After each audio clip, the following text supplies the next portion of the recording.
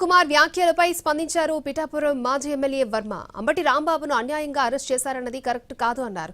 ఎవరు పడితే వాళ్ళు ముఖ్యమంత్రిని దుర్భాషలాడితే చట్టం తన పని తాను చేసుకుపోతుందని తెలుసుకోవాలంటూ కౌంటర్ ఇచ్చారు.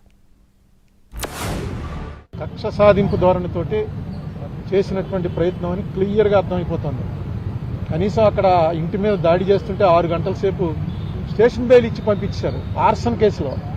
ఆర్సన్ కేసు అంటే ఇంటి మీదకి మంటలు వచ్చేలాగా పెట్రోల్ బాంబులు విసిరితే దాంట్లో స్టేషన్ బెయిల్ నేను ఎప్పుడు వినలేదు. అలాగే తిట్టాడన్న కేసులో తీసుకొచ్చి అప్పుడే 2 వారాలు అయిపోయినట్టుంది. తీసుకొచ్చి సెంట్రల్ జైల్లో పెట్టడం ఇది టూ మచ్ అనమాట.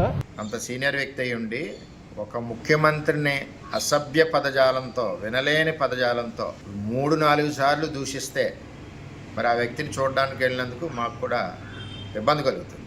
అది అన్యాయంగా అరెస్ట్ చేశారన్నది కరెక్ట్ కాదు.